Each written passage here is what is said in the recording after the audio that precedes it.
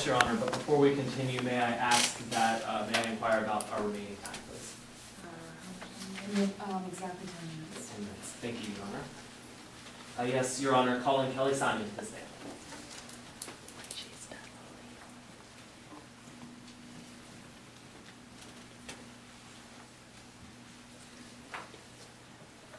Are you ready? Ms. Simon, would you please introduce yourself to the court? My name is Kelly Simon. I'm 34 years old. I live in Chino, Georgia. Ms. Simon, what was your relationship to Jordan Simon? I'm Jordan's only surviving parent. What was it like raising your son as a single mother? It was very, very difficult. I had to work 2 and often 3 jobs just to keep the dinner on the table and just to pay the bills. Could you tell us a little bit about your son's involvement in track? Yes. Jordan has been a successful runner all his life.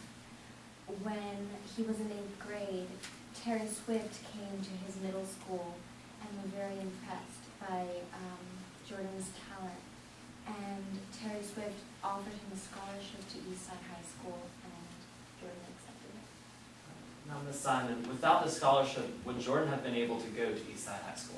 No, I wouldn't. As much as I would have wanted him to, I wouldn't be able to afford it. Did Jordan have any money of his own that he could have used? Yes.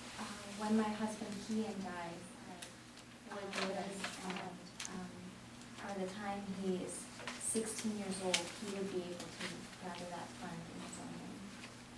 How did Jordan do at Eastside High School? Jordan was the best runner in the school. He was the top of the grades. He was just the fastest runner in the track. As many practices as I could, I would go watch him, and I was so proud of him. Now, what happened junior year?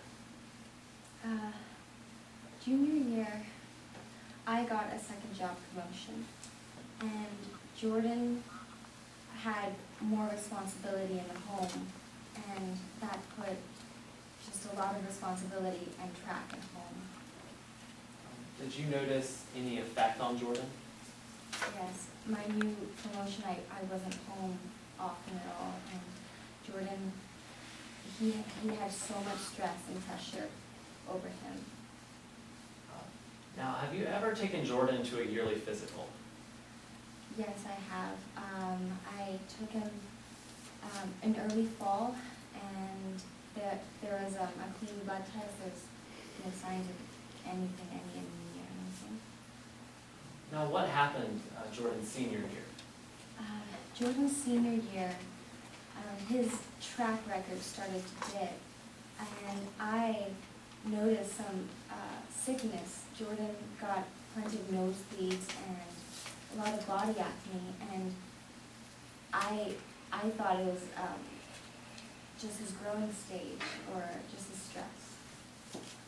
Up until this point, before this, had Jordan ever had serious acne problems?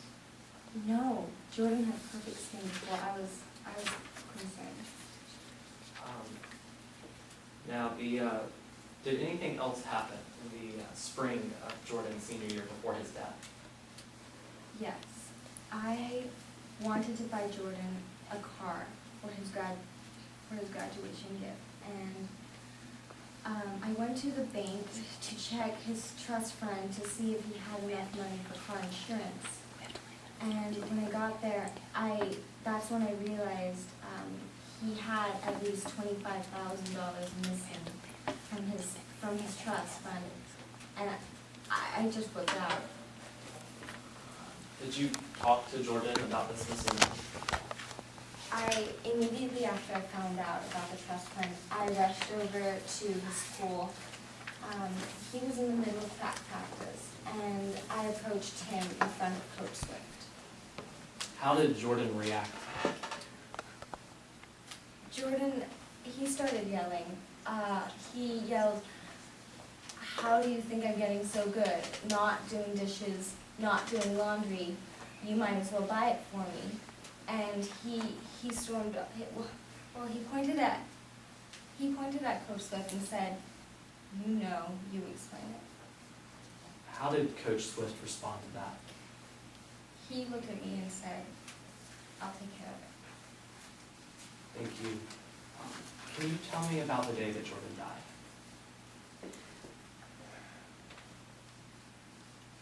I was at work. I was in the office, and Jordan's school called, and they told me that Jordan was missing from track. And so I called home, and there was no response. So I rushed over to the house, and that's where I saw Jordan. He was lying on the bed, and he was stiff, and he was cold. And I screamed and I called 911. But it was too late. Ms. Simon, what happened after Jordan's death? I left work. I couldn't function. I can't function. Jordan was my only strength. Jordan was the only person in this world who I had. Jordan was my life. He was my hope and my light. He was my baby. He was the only person I loved in this world, and the only person I worked for, the only person I lived for. I found the strength one day to go through Jordan's empty room, and there I found a box. It was filled with clear glass syringes, and I was sure they were steroids. Objecting, Your Honor. Narrative. If you could break it up for me. Okay, but asking a separate question. Ms. Simon, did you ever... Objection, Your Honor. Speculation. As to, As to her finding assuming that steroids were in the syringes. Your Honor, I haven't even asked my next question. well, I believe he's referring to the answer that she gave, saying that she assumed they were steroids.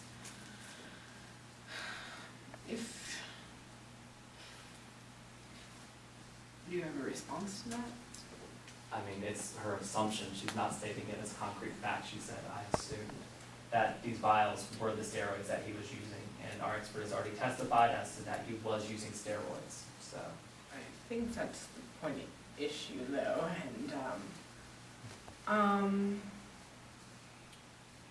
we'll let it stand, but the jury will be instructed this is her opinion, not scientific fact. So overruled, but with limited objection. Thank you, Your Honor. And what did you do with this box that you had found? I destroyed it.